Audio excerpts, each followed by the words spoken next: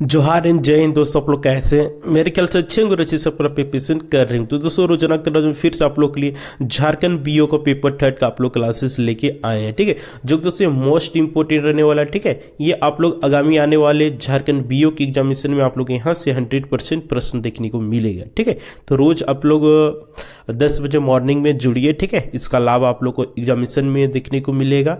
ठीक है, तो हम लोग बहुत सारे क्लासेस को पिछले हम लोग कर चुके हैं। ठीक है, उसको आप लोग नहीं देखे होंगे तो डिस्क्रिप्शन में लिंक दे देंगे। ठीक है, प्ले लिस्ट बना हुआ है तो वहाँ से आप लोग जाके देख सकते हैं। ठीक है, तो चलिए हम लोग आज के कक्षा को प्रारंभ करते हैं। तो देखिए आज हम लोग क्या बेसिकली पढ़ेंगे दोस्तों आनुवंशिकता और पर्यावरण के बारे में। ठीक है, जो कि बहुत ही मोस्ट इंपॉर्टेंट है। इससे आप लोग का 2 से 3 प्रश्न आप लोग एकदम एग्जामिनेशन आप लोग देखने को मिलेगा।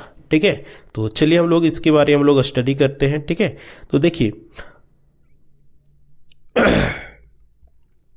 देखिए बाल विकास कई कारकों से प्रभावित होता है। सही बात, जो बाल विकास होता है, जो बचपन का डेवलपमेंट रहता है, उसका अनेक प्रभाव रहता है। ठीक है, एक ही कोई कारक से वो प्रभावित नहीं होता, इफेक्ट नहीं होता है। जिसमें से देखिए सबसे पहला है आनुवंशिकता, जिसको क्या बोला जाता है, हेरिडिटी। ठीक है, हेरिडिटी हो गया, पर्यावरण हो गया, ये सब सबसे क्या है, इंपॉर्टेंट क्या है, एक प्रकार से कारक कह सकते हैं। ठीक है, इससे बाल विकास इफेक्ट करता है। ठीक है, बहुत ही बड़ा रोल अदा करता है। ठीक है, अगर आपके अपने बाल बच्चा को चोर के साथ रखिएगा तो वो भी जाहिर सी बात है चोर बनेगी। इसीलिए एनवायरनमेंट भी बहुत बड़ा डिपेंड करता है। इसीलिए नहीं देखते हैं जो समझदार रहता है, जो पढ़ा लिखा रहता है, वो अपने बाल बच्चों को गांव में नहीं बल्कि एक अच्छे स्कूल में दाखिला करवाते हैं ताकि वो अपना फ्यूचर गढ़ सके, अपने लाइफ को सिक्योर कर सके। राइट, देखिए आनुवंशिकता बच्चे की मूलभूत क्षमताओं, जैसे देखिए आनुवंशिकता है, इसमें से बच्चे को मूलभूत क्षमताएं जैसे कि गुण हो गया, शारीरिक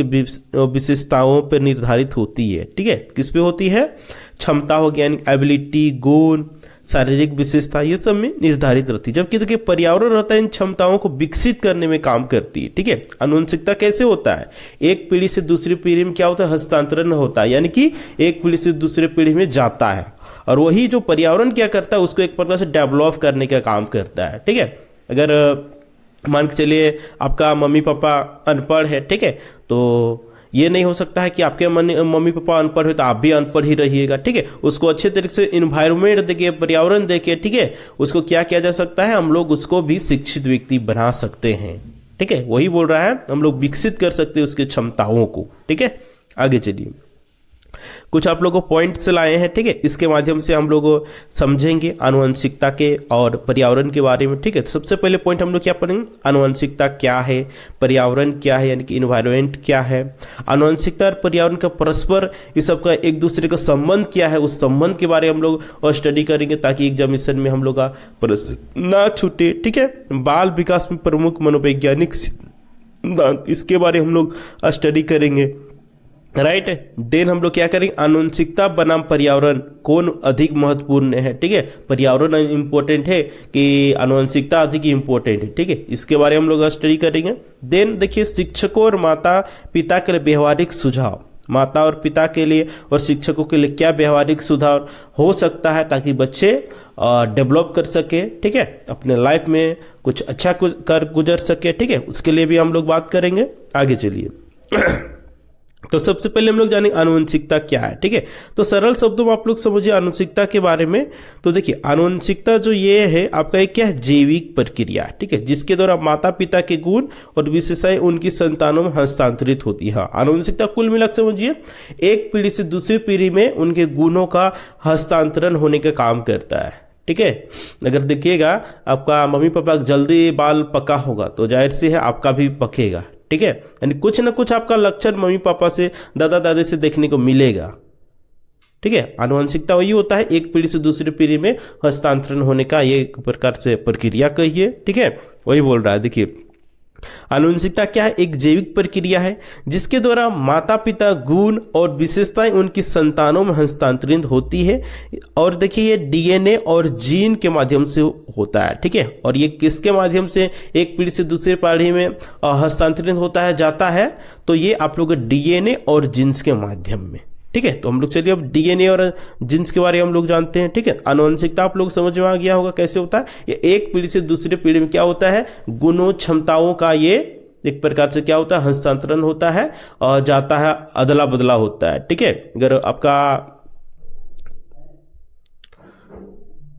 अगर आपका मम्मी पापा सांवले हैं तो पॉसिबिलिटी बनता है कि आप भी थोड़ा सांवला ही होंगे। ठीक है, ये भी क्या है, आनुवंशिकता ही है, राइट। तो देखिए आनुवंशिकता के प्रमुख घटक, तो क्या क्या घटक है, सबसे पहले हम लोग देखेंगे, देखिए आनुवंशिकता के प्रमुख घटक में देखिए डीएनए। डीएनए की फुल फॉर्म क्या होता है, डीऑक्सीराइबोनिक एसिड। ठीक है, ये होता है। और देखिए यह एक आणविक संरचना जो आनुवंशिक जानकारी से संग्रहित और संचारित करती है। डीएनए की इकाई जीन कहलाती है जो विशिष्ट गुणों को नियंत्रित करती है। ठीक है, जीन के माध्यम से ही आपका जो गुण रहता है, वो क्षमता रहता है, वो एक पीढ़ी से दूसरे पीढ़ी में हस्तांतरित होता है। ठीक है, किसके माध्यम से, डीएनए के माध्यम से। ठीक है, और क्या बोल रहा है देखिए, और यही क्या कर, डीएनए की इकाई ही आप लोग क्या कहलाता है, जीन कहलाता है। ठीक है, आगे देखिए हम लोग देखते हैं गुणसूत्र। मानव में आप सभी को पता होगा गुणसूत्र कितना पाया जाता है, गुणसूत्र की संख्या 46 रहता है। जोड़ा में पूछ देगा तो 23 आप लोग हो जाएगा। ठीक है, देखिए इनमें से आधे पिता और आधे माता से आते हैं, राइट। और देखिए आप लोग बता देना चाह रहे हैं, पुरुष में क्या होता है, XY पाया जाता है और महिला में XX। ठीक है, तो यहाँ तक आप लोग क्लियर हो गया होगा। देन फिर हम लोग आगे बढ़ते हैं। चलिए, यहाँ तक समझने में आप लोग किसी प्रकार को कोई दिक्कत, तो फिर हम लोग आगे बढ़ते हैं। किसी प्रकार का समझ में दिक्कत नहीं होना चाहिए क्योंकि आप लोग बच्चे नहीं हैं। ठीक है, आगे चलिए। देखिए जीन, तो देखिए जीन एक विशिष्ट गुण को नियंत्रित करते हैं। देखिए जीन किसको नियंत्रित करने का काम करता है, जिसकी त्वचा का रंग। ठीक है, आपका वही ना बोले, त्वचा का भी, आपका मम्मी पापा का अगर सांवला है तो आपका भी सांवला होगा, अगर आपका मम्मी पापा का त्वचा गोरा होगा तो आपका भी गोरा होगा। आँखों का रंग भी सब आप लोग डीएनए के माध्यम से आता है। लंबाई है ना, आपका मम्मी पापा लंबा होंगे तो आप भी लंबा होइएगा। ठीक है, आपका मम्मी पापा नाटा रहेंगे तो आप भी नाटा रहिएगा। ठीक है, वजन, बाल भी पकने लगता है जल्दी है, नाखून का साइज, सारा चीज़ ये सब आप लोग डीएनए के माध्यम से ही होता है। ठीक है, तो ये आप लोग समझ में आ गया। ठीक है, जीन, गुणसूत्र, आनुवंशिकता के बारे में, आनुवंशिकता क्या है। ठीक है, इससे प्रश्न दे देगा तो आप लोग आसानी से बना लीजिएगा। ठीक है, आगे चलिए।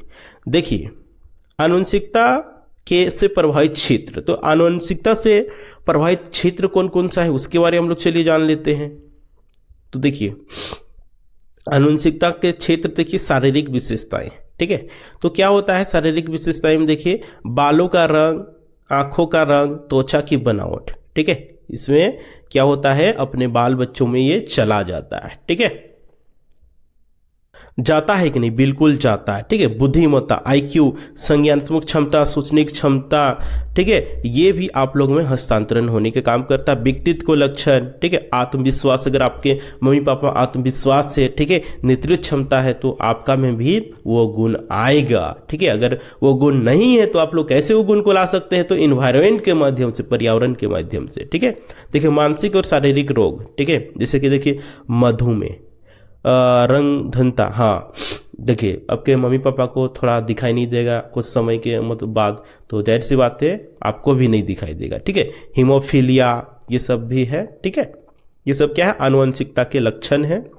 आगे चलिए, और भी सारा है लेकिन हम लोग को जो इम्पोर्टेंट है वो आप लोग बता रहे हैं, जो एग्जाम में आप लोग आ सकता है, राइट। आगे चलिए, देखिए अब है पर्यावरण। पर्यावरण क्या है, तो देखिए पर्यावरण उन सभी बाहरी कारकों को संदर्भित करता है जो बच्चे के विकास को प्रभावित करता है। हाँ, पर्यावरण को समझिए जो बाहरी चीज़ों को प्रभावित करता है। ठीक है, और उसको ओवरऑल डेवलप करने का ये काम करता है। ठीक है, इसमें देखिए सामाजिक हो गया है ना, सामाजिक डेवलपमेंट, पारिवारिक डेवलपमेंट, सांस्कृतिक और शैक्षिक तत्व शामिल होते हैं। ठीक है, तो पर्यावरण क्या करता है, बाहरी चीज़ों को डेवलप करने का काम करता है। ठीक है, तो देखिए पर्यावरण के प्रमुख घटक है। पर्यावरण के क्या क्या प्रमुख घटक है, तो जो इंपॉर्टेंट है वो आप लोग बताएंगे। सबसे पहला आपका परिवार। ठीक है, परिवार है, देखिए माता पिता की शिक्षा और परवरिश शैली बच्चे के व्यक्तित्व को आकार देती है। सही बात, अगर आपके माता पिता शिक्षित रहेंगे तो जाहिर सी बात है बच्चा भी एक शिक्षित बनेगा। ठीक है। अगर नहीं वो माता पिता अगर शिक्षित है और बच्चा पढ़ने लिखने में इंटरेस्ट नहीं ले रहा है, तो अगर उसको माहौल दीजिएगा, ठीक है, वातावरण दीजिएगा, तो क्या होगा कि वो भी बच्चा, उसका व्यक्तित्व विकास अच्छे तरीके से होगा। जिस तरह से उसके माता पिता शिक्षित है, उसी तरह से उसका बाल बच्चा भी शिक्षित होगा एकदम। देखिए, और क्या है, प्रेम, देखभाल और अनुशासन का सीधा प्रभाव बच्चे की मानसिकता पे पड़ता है, ठीक है। अगर बच्चों को सही तरीके से उसका ख्याल नहीं रखा जाए, देखभाल नहीं किया जाए, अनुशासन में नहीं रखा जाए, तो क्या होगा, वो बच्चा बिगड़ जाएगा, ठीक है। परिवार बहुत बड़ा डिपेंड करता है ना, माहौल बहुत बड़ा डिपेंड करता है। माहौल सही नहीं रहेगा, घर का माहौल नहीं सही रहने से ही जैसे IT बाबा जैसे लोग बन जाते हैं, उसके घर में उस तरह का परिस्थिति उत्पन्न हो गया होगा, ठीक है, जिसकी वजह से वो IT बाबा बन गया, ठीक है, और अपने मम्मी पापा को ही शैतान कहने लगे। ये कैसा हुआ, उसको सही तरह से ना प्रेम मिला, ना उसको देखभाल किया गया अच्छे तरीके से, जिस काम में मन लगता है उस काम को करने ही नहीं दिया गया, तो लास्ट में आदमी क्या हो जाएगा, पागल ही हो जाएगा, राइट। जिससे उसका ओवरऑल दिमाग में प्रभाव पड़ेगा और वो पागल भी बन सकता है, राइट। इसीलिए माहौल बहुत बड़ा डिपेंड करता है। सबसे पहला माहौल तो घर से ही होना चाहिए, ठीक है, घर से ही होना चाहिए। आगे देखिए, सामाजिक प्रभाव। सामाजिक प्रभाव से भी बच्चे देखिए ओवरऑल डेवलप करते हैं, ठीक है। तो देखिए, दोस्तों, स्कूल और समुदाय के संपर्क में आने से सामाजिक विकास होता है। हाँ, देखिए, बच्चा अपने दोस्त यार के साथ खेलेंगे, कूदेंगे, घूमेंगे फिरेंगे, वार्तालाप करेंगे, है ना, तो उससे क्या होगा, उसके एक समाज में कैसे जीवन यापन करना है, कैसे आदमी के सामने बोलना है, कैसे बड़ों के सामने बोलना है, कैसे छोटों के सामने बोलना है, ठीक है, कैसे महिलाओं का सम्मान करना, आदर करना है ना, कैसे अपने परिवार का सम्मान करना, एक प्रकार से वो सामाजिक गुण मिल जाता है, ठीक है। स्कूल से उसको ये आइडिया मिल जाता है कि हाँ, मम्मी पापा को हमको सेवा करना चाहिए, है ना, उसको गलत बिहेवियर नहीं करना चाहिए, ठीक है। और देखिए, समुदाय कम्युनिटी के संपर्क में आने से सामाजिक विकास हो जाता है, ठीक है, आप सभी को भी पता होगा, राइट। आगे चलिए, शिक्षा। हाँ, शिक्षा भी पर्यावरण के लिए बहुत बड़ा रोल अदा करता है। तो देखिए, शिक्षक हो गया, पाठ्यक्रम स्कूल की गुणवत्ता, संज्ञानात्मक और बौद्धिक विकास को प्रभावित करते हैं, ठीक है। अगर सही तरीके से बच्चों को शिक्षा नहीं दिया जाएगा, शिक्षक अच्छे तरीके से पढ़ेंगे नहीं, खुद से पढ़ के नहीं आएंगे, डायरेक्ट क्लास में चल जाएंगे, तो क्या बच्चों को अच्छे तरीके से पढ़ा सकते हैं? नहीं पढ़ा सकते हैं, ठीक है। और बच्चे के अनुसार पाठ्यक्रम नहीं रहेगा। अब वो 6 क्लास का है, उसका सिलेबस दे दीजिएगा 10 क्लास का, तो वो क्या पढ़ पाएगा? नहीं पढ़ पाएगा। इसीलिए शिक्षा भी बहुत जरूरी है, और स्कूल की गुणवत्ता भी, यानी स्कूल क्वालिटी भी रहना चाहिए, जिसके माध्यम से वो समाज में कुछ कर सकता है, ठीक है। ओवरऑल उसका दिमाग सही हो सकता है, डेवलप हो सकता है, ठीक है। और बौद्धिक विकास भी आप लोग का इससे प्रभावित होता है, किससे? शिक्षा के माध्यम से। अच्छे तरीके से बोलें, शिक्षा दिया जाएगा तो बच्चा जिसके मम्मी पापा अनपढ़ है, जो बच्चा पढ़ने में नहीं तेज है, वो भी पढ़ने लगेगा। वो कैसे पॉसिबल है? वातावरण उस तरह क्रिएट किया जाएगा, तो वातावरण का बहुत बड़ा रोल रहता है, ठीक है। अगर आप चोर के साथ रहेगा, चोर ही बनिएगा। आप नेता के साथ रहेंगे तो जाहिर सी बात आपका नेता वाला दिमाग आने लगेगा, और आप भी सोचिएगा हम नेता बनिए, और आप बन भी जाएंगे। सोच बहुत बड़ा डिपेंड करता है। आप ये कभी सोचे कि आप बंदा सोचता है हम चोर बनेंगे, डाकू बनेंगे, और उसको अच्छा आदमी बनते हुए? नहीं, ठीक है। या फिर आप कभी सोचे कि जो अच्छा विचार रहता है वो चोर डाकू बन जाता है, लुटेरा बन जाता? नहीं बनता है। इसलिए सोच बहुत बड़ा डिपेंड करता है। आप जो सोचिएगा वही आप जीवन में बन जाइएगा, राइट। आगे चलिए, और क्या है? पोषण और देखभाल, ठीक है। पोषण और देखभाल क्या है, तो उसके बारे में हम लोग चलिए देखते हैं। देखिए, संतुलित आहार और उचित चिकित्सा सुविधाएं बच्चों के शारीरिक और मानसिक विकास को बढ़ावा देती है। हाँ, देखिए, आप लोग समझिए, संतुलित आहार, ठीक है। बच्चों को अच्छे तरीके से हम लोग आहार देंगे, पोषण देंगे, तो क्या होगा? वो एक प्रकार से उसका डेवलप होगा, शारीरिक डेवलप होगा। देखिए, उचित चिकित्सा सुविधाएं बच्चों के शारीरिक और मानसिक विकास को बढ़ावा देगा। देखिए, सबसे सरल शब्दों में समझिए, अगर बच्चा का स्वास्थ्य सही नहीं रहेगा तो क्या किसी भी चीज़ में उसको मन नहीं लगेगा, तो सक्सेस भी नहीं कर पाएगा। और जब उसको किसी चीज़ में मन ही नहीं लगेगा तो वो किसी में सक्सेस कर पाएगा? नहीं कर पाएगा, राइट। तो इसीलिए पोषण भी और स्वास्थ्य देखभाल भी जरूरी है, ठीक है।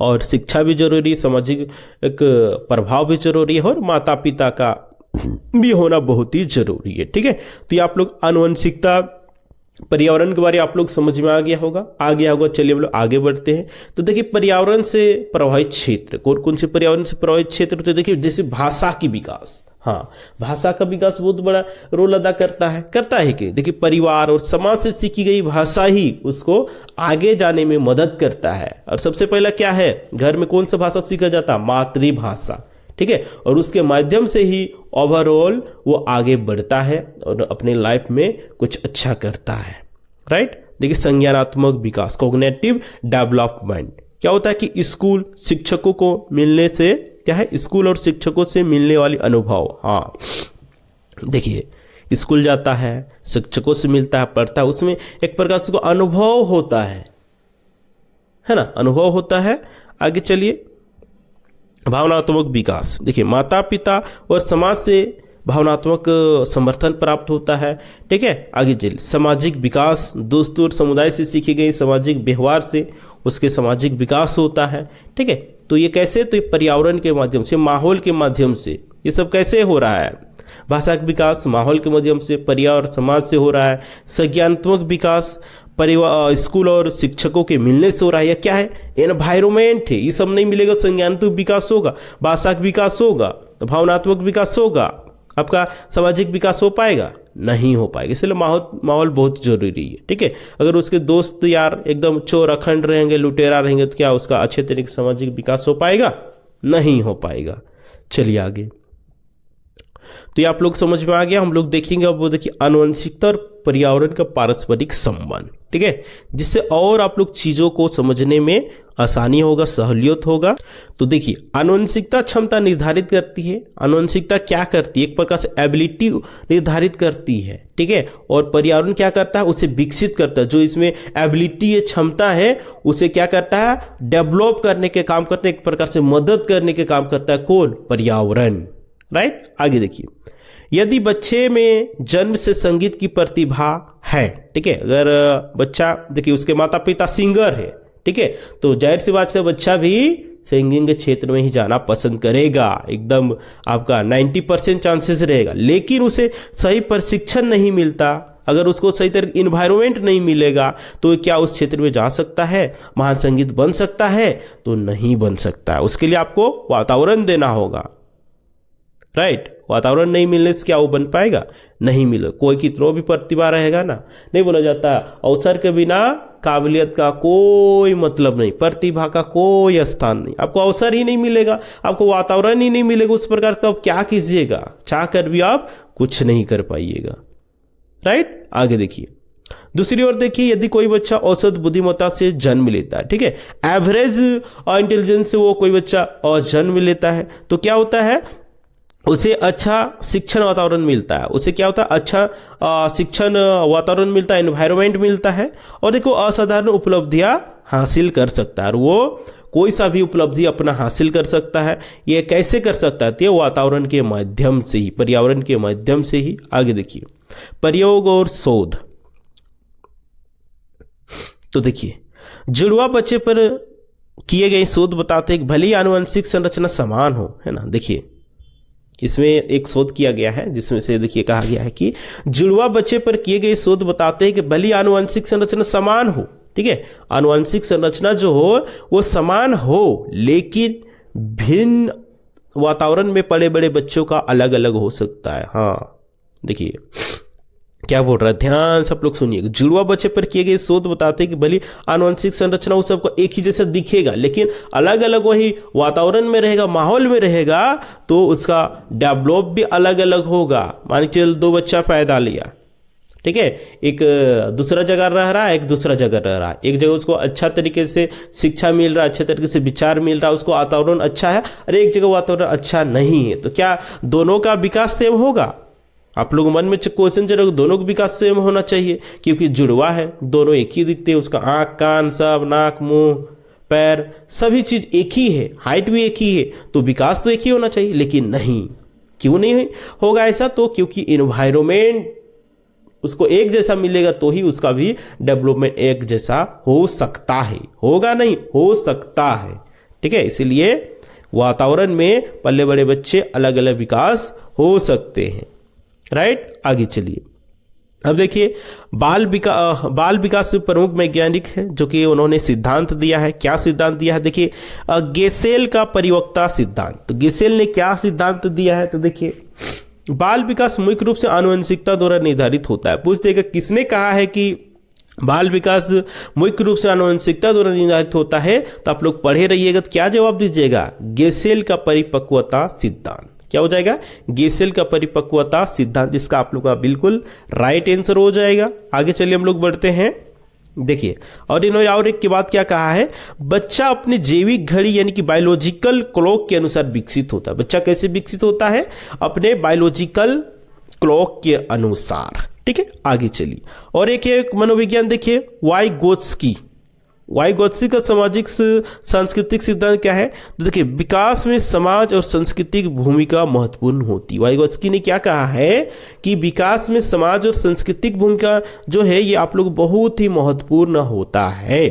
ठीक है, आगे देखिए भाषा और संवाद बच्चे के संज्ञानात्मक विकास को बढ़ाते हैं। भाषा और विकास जो होते हैं बच्चे के क्या करते हैं? संवाद, कम्युनिकेशन को, ठीक है, कॉग्निटिव डेवलपमेंट को डेवलप करने का कार्य करते हैं। राइट, आगे चलिए। देखिए पियाजे ने क्या कहा है? तो पियाजे के संज्ञानात्मक विकास सिद्धांत देखिए, बच्चे अपने अनुभवों और पर्यावरण से सीखते हैं। पियाजे ने क्या कहा है कि बच्चे कैसे सीखते हैं? अपने अनुभव, एक्सपीरियंस और वातावरण के माध्यम से, जिसमें जैसे अनुकूलन हो गया और स्कीमा की अवधारणा महत्वपूर्ण, ये सब है।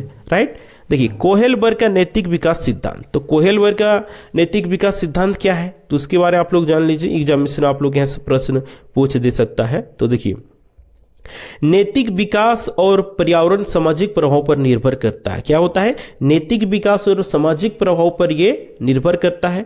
माता पिता और शिक्षकों का व्यवहार बच्चे की नैतिकता को आकार देता है। क्या होता है कि माता पिता और शिक्षकों का व्यवहार बच्चों को नैतिकता का आकार देता है। राइट, आगे चलिए। अब हम लोग देखेंगे क्या आनुवंशिकता बनाम पर्यावरण कौन अधिक महत्वपूर्ण है। ठीक है, ये हम लोग देखेंगे। यस या नो? ठीक है दोस्तों, तो हम लोग क्या देखेंगे अब? आनुवंशिकता, पर्यावरण, ठीक है, कौन अधिक महत्वपूर्ण है। ठीक है, तो देखिए इससे जानने से पहले देखिए आप लोग बता देना चाह रहे हैं जोहार एग्जाम टीम के द्वारा आप लोग टेस्ट, नोट्स और कोर्स बनाया गया जो कि बहुत ही मोस्ट इंपॉर्टेंट है। ठीक है, ये आप लोग आगामी आने वाले, ठीक है, झारखंड बीओ की एग्जामिनेशन आप लोग यहाँ से 100% प्रश्न देखने को मिलेगा। ठीक है, आप सभी को पता होगा कि झारखंड के बीओ का आप लोग गजट भी पास हो चुका है, आप लोग का कैबिनेट से भी पास हो चुका है। ठीक है, कैबिनेट से पास हो चुका है से आप लोग को 3 से 4 महीना के अंदर में आ जाता है। ठीक है, तो ऐसा नहीं सोचना है कि विज्ञापन आएगा तब हम लोग को तैयारी करना है। ऐसा सोचिएगा ना तो आपका सिलेक्शन होगा ही नहीं, क्योंकि आप सभी को देखेंगे सिलेबस बहुत ही टफ है। ठीक है, चाहे पेपर 1 तो आप लोग किसी तरह तो हो जाएगा, लेकिन पेपर 2, पेपर 3 और पेपर 3 ये 2 ही आप लोगों को पेपर ही आप लोग जॉब दिलाएगी। ये तो आप लोग पासिंग मार्क है, आप लोग व्याकरण वगैरह पढ़िएगा तो हो जाएगा। लेकिन पेपर 2 आप लोग देखें क्या बोला है? सामान्य अध्ययन। ठीक है, सामान्य अध्ययन अब अंथा समुद्र है। क्या पढ़िएगा? जीके में हिस्ट्री कितना बड़ा है, ज्योग्राफी कितना बड़ा है, इकोनॉमिक्स कितना बड़ा है, पॉलिटी कितना बड़ा है, आपका स्टैटिक जीके कितना बड़ा है, तो समझ सकते हैं। प्लस में आपको कंप्यूटर पढ़ना और शिक्षण सिद्धांत में भी आप लोग बहुत बड़ा हाई है। तो आप सोचिएगा 2-3 महीना हम पढ़ के नौकरी ले लेंगे, तो ये पॉसिबल ही नहीं। इसीलिए आप सभी को जब से गजट पास हुआ, जब से कैबिनेट से पास हुआ, तब से आप लोग बता रहे आप लोग पढ़िएगा तो होगा, नहीं तो फिर बोले ना अगर आपको 5% के अंतर्गत आना है तो 5% जैसे आपको अलग काम करना होगा। सब लोग तो खाते हैं, पीते हैं, ऐश मौज करते हैं, तो आपको ऐश मौज नहीं करना होगा जब तक से आपको नौकरी ना लग जाए। ठीक है, और आपको 80,000 लेना है सैलरी, तो बाद बाकी आप लोग का किस्मत, आप लोग का मन। ठीक है, जैसा कीजिएगा वैसा फल आपको मिलेगा। ठीक है, अभी पढ़िएगा तो नौकरी मिलेगा, नहीं पढ़िएगा उसका फिर सड़क में उतर के सरकार को दोष दीजिएगा कि बाहर के लोगों को हो गया। बाहर के लोग पढ़ते हैं भाई, दिन रात पढ़ते हैं। आप लोग लाइब्रेरी में जाकर देखिए। आप लोग अभी एग्जाम का बहाना कीजिएगा कि विज्ञापन नहीं आया तो हम पढ़ के क्या करेंगे। 1-2 कैंडिडेट है, उन लोग को तो अलग ही चोचला रहता है, वो सबको जीवन में कभी नौकरी नहीं लगेगा। ठीक है, क्योंकि पढ़ेंगे लिखेंगे है नहीं और चाहिए नौकरी, ऐसे कैसे चलेगा। ठीक है, मान के चलिए 2 लाख फॉर्म गिरेगा तो 2 लाख में 2 लाख का नहीं ना होगा, किसका होगा? जो 5% बन पाएगा। पता है ना, भारत में सिर्फ 5% लोगों को ही सरकारी नौकरी मिल पाएगा। तो 5% कौन, 5% आप लोग अलग बनना होगा, तब ना होगा। ठीक है, तो देखिए आप लोग के लिए नोट्स एंड टेस्ट सीरीज और कोर्स बनाया गया। ठीक है, अगर आप लोग लेना चाहते हैं तो इस नंबर पे आप लोग को संपर्क कीजिए। ठीक है, आप लोग को मिल जाएगा। ठीक है, और देखिए आप लोग इसको प्राइस की बात करते हैं, 3 पेपर आप सभी को बताएं। ठीक है, पेपर 1, पेपर 2, पेपर 3, तो आपको एक पेपर का प्राइस पड़ेगा 200। ठीक है, और इससे बाहर आप लोग एक भी आप लोग कुछ भी पढ़ने की आवश्यकता नहीं है। सारा आप लोग A to Z आप लोग यहीं से मिलने वाला है। ठीक है, तो आप लोग निश्चिंत रहिए, तैयारी करते रहिए। ठीक है, आप लोग का सक्सेस जरूर मिलेगा। ठीक है, उसके बाद पेमेंट करके बता दीजिए कि सर हमको पेपर 1 या फिर पेपर 2 या पेपर 3 का नोट चाहिए, उसके बाद आप लोग को मिल जाएगा। देन अगर आप लोग टेस्ट सीरीज लेना चाहते हैं, टेस्ट सीरीज के लिए आप लोग को 200 पेमेंट करना होगा। ठीक है, देन स्क्रीनशॉट इसी व्हाट्सएप नंबर में भेजिए, उसके बाद बता दीजिए कि हमको टेस्ट सीरीज चाहिए, तो उसके बाद आपको मिल जाएगा। ठीक है, चलिए आगे हम लोग क्या जानेंगे, आनुवंशिकता बनाम पर्यावरण और अधिक महत्वपूर्ण। इसको हम लोग चलिए देख लेते हैं दोस्तों। तो देखिए सबसे पहले देखिए एक प्रकार आप लोग पहलू दिए हैं। ठीक है, एक प्रकार आनुवंशिकता का प्रभाव और पर्यावरण का प्रभाव। ठीक है, बुद्धिमत्ता IQ आप लोग हम फर्स्ट क्लास में ही पढ़ा चुके हैं। ठीक है, तो जितना भी आप लोगों को पढ़ाए हैं सारा आप लोग प्ले लिस्ट बना दी है। ठीक है, तो इस वीडियो का आपको डिस्क्रिप्शन में लिंक मिल जाएगा, तो वहां से आप लोग देख सकते हैं। ठीक है, आगे चलिए देखिए बुद्धिमत्ता में क्या होता है, आनुवंशिकता से प्रभावित होती है। ठीक है, क्या होती है, बुद्धिमत्ता आनुवंशिकता से प्रभावित होती है। अगर आपके मम्मी पापा में थोड़ा सा दिमाग थोड़ा चंचल रहेगा, ठीक है, एक्टिव मोड में रहेगा, तो बच्चा का भी पॉसिबिलिटी बनता है कि रहता है। देन देखिए पर्यावरण से क्या होता है बुद्धिमत्ता में, शिक्षा अनुभव से बढ़ सकती है। ठीक है, शिक्षा को देखिए अगर उसको वातावरण से दिया जाएगा तो क्या होगा, शिक्षा एजुकेशन के माध्यम से उसको एक्सपीरियंस के अनुभव को बढ़ाया जा सकता है और उसका क्या होता है, ओवरऑल डेवलप हो सकता है। आगे चलिए हम लोग बढ़ते हैं, व्यक्तित्व का विकास। ठीक है, तो देखिए आनुवंशिकता से क्या होता है, स्वभाव रुचियां प्रभावित होती है। जिस प्रकार से उसके मम्मी पापा का स्वभाव रहेगा, ठीक है, रुचि रहेगा, उस क्षेत्र में बच्चा का भी रुचि रहेगा। ठीक है, और देखिए पर्यावरण में देखिए समाज परिवार से विकसित हो जाएगा। हाँ देखिए, और पर्यावरण के माध्यम से क्या होगा, यह व्यक्तित्व का उसमें विकास होगा, समाज में रह के, परिवार में रह के, कि वो लोग कैसे रहते हैं, कैसा वो सबका रुचि है, कैसा स्वभाव है, तो बच्चों में भी ये आ सकता है। राइट, आगे चलिए शारीरिक विकास। ठीक है, शारीरिक विकास ये बहुत बड़ा रोल अदा करता है। ठीक है, जो कि आनुवंशिकता में माता पिता के जीन पर निर्भर करता है। शारीरिक विकास बच्चों में किस पे निर्भर करता है, तो बच्चों के बच्चों के DNA पे। ठीक है, और देखिए पर्यावरण के माध्यम से हम लोग, वातावरण के माध्यम से भी हम लोग इसको आगे बढ़ा सकते हैं। देखिए पोषण, स्वास्थ्य, देखभाल, ये सब महत्वपूर्ण है। इसके माध्यम से भी हम लोग ओवरऑल इसका शारीरिक विकास कर सकते हैं। ठीक है, फिजिकल डेवलप कर सकते हैं। राइट, आगे चलिए देखिए भाषा का विकास। देखिए मम्मी पापा आप लोग मान के चलिए खोटा बोल रहे हैं, तो बच्चा भी खोटा बोले, इंग्लिश बोलेंगे मम्मी पापा, तो सबसे पहला शिक्षक कौन होता है, बच्चा का मम्मी होता है, देन उसके बाद पापा, उसके बाद उसका दादा दादी, उसके बाद समाज परिवार, उसके बाद स्कूल कॉलेज। होता है कि नहीं, बिल्कुल होता है। देखिए भाषा सीखने की क्षमता आनुवंशिक हो सकती है। ठीक है, हो ही ना बोले, जो बच्चा मातृभाषा बोला जाता है, जो जन्मजात ही रहता है, मातृभाषा क्या सीखा जा सकता है, लेकिन कौन सीखता है मातृभाषा, बचपन से जो बोल रहा है वो सीखने की जरूरत है नहीं। और देखिए भाषा समाज से सीखी जा सकती है। हाँ, और भाषा जो है ये समाज से सीख सकते हैं। आपका समाज में, आसपास में, परिवार वाले मान के आपके घर में नागपुरी बोल रहे हैं या खोट्ठा बोल रहे हैं, और आपके समाज के लोग उड़िया बोल रहे हैं या फिर हिंदी बोल रहे हैं, इंग्लिश बोल रहे हैं, तब समाज के माध्यम से भी भाषा को सीख सकते हैं। तो इससे आप लोग ओवरऑल निष्कर्ष क्या निकला, हम लोग अंतिम बिंदु पर क्या पहुंचे, तो देखिए आनुवंशिकता हमें एक आधार देती, क्या बोलते हैं, एक हम लोग बेस देती, लेकिन पर्यावरण उस आधार को आकार देती, यानी कि उसको एक्सटेंड करने के काम कौन करती है, पर्यावरण। इसलिए दोनों एक दूसरे के क्या है, कोऑर्डिनेट, संबंधित है। एक अच्छा उदाहरण बच्चे की छुपी हुई क्षमताओं को निखार सकता है। सही बात, एक अच्छा जो वातावरण रहेगा उसके अंदर टैलेंट रहेगा तो उसको निखार सकता है, उसको दिखा सकता है। जबकि देखिए प्रतिकूल वातावरण उसकी प्रतिभा को दबा देता है, प्रतिकूल जो वातावरण रहेगा वो दबा देगा। आगे चलिए हम लोग देखते हैं शिक्षकों और माता पिता के व्यवहारिक सुझाव। ठीक है, तो इसमें शिक्षकों और माता पिता के लिए क्या व्यवहारिक सुझाव हो सकता है उसके बारे में हम लोग चलिए जानते हैं।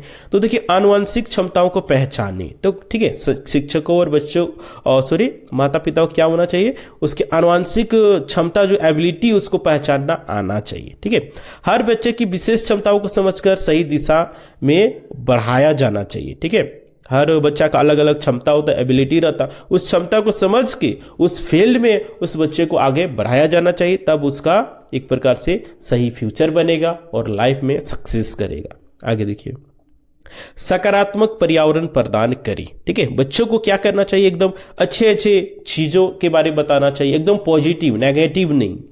ठीक है, आप लोग मोटिवेशन वाला क्लास में बताए थे, मोटिवेशन और नेगेटिव मोटिवेशन देने से क्या इफेक्ट बच्चों में पड़ता है, बताए थे कि नहीं, बिल्कुल बताए थे। तो देखिए बच्चों को प्रेरक वातावरण देना चाहिए। ठीक है, प्रेरणा देना चाहिए, मोटिवेशन देना चाहिए, और जहां वे स्वतंत्र रूप से सोच सके। ठीक है, और जहां वो स्वतंत्र रूप से सोच सकेगा, अपने अनुसार वो कर सकेगा। आगे देखिए व्यक्तिगत मतभेदों को स्वीकार करना। ठीक है, जो भी व्यक्तिगत मतभेद रहेगा उसको एक्सेप्ट करना है। सभी बच्चों की सीखने की गति अलग अलग हो सकती है, राइट। क्या सभी प्रकार के बच्चों का सीखने की गति एक ही हो सकता है, नहीं, सबका अलग अलग होता है। ठीक है, उनकी जरूरतों को समझ के उसमें हम लोग को काम करना होगा, तब जाके चाहे शिक्षक हो चाहे माता पिता हो, तब जाके बच्चा का विकास हो पाएगा। आगे देखिए अच्छा पोषण और स्वास्थ्य। सही बात है, बच्चों को क्या होना चाहिए, अच्छा पोषण देना चाहिए। ठीक है, और उसके स्वास्थ्य सुविधाएं उपलब्ध कराना चाहिए। अगर बच्चे का स्वास्थ्य सही नहीं रहेगा तो क्या वो विकास कर पाएगा, उसको किसी चीज़ में मन लगेगा, पढ़ने में मन लगेगा ना किसी भी ओवरऑल काम करने में मन ही नहीं लगेगा, राइट। देखिए सही आहार और चिकित्सा सुविधाएं बच्चों के समुचित विकास में सहायक होती है, राइट।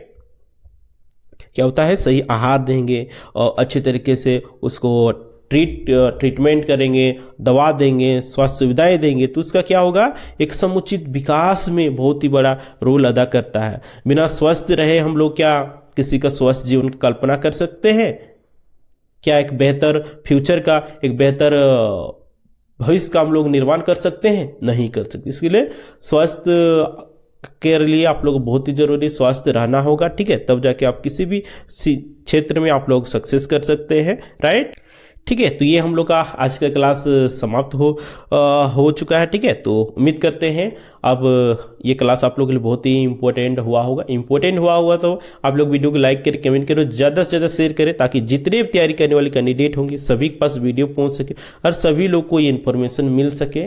ठीक है, और क्योंकि देखिए पढ़े लिखे शिक्षित नौजवान की पहचान होता है कि वो अपने साथ साथ दूसरों का भी मदद करे। तो आप लोगों का भी रिक्वेस्ट रहेगा, आप लोग भी मदद कीजिए। ठीक है, अपने सगे संबंधियों का।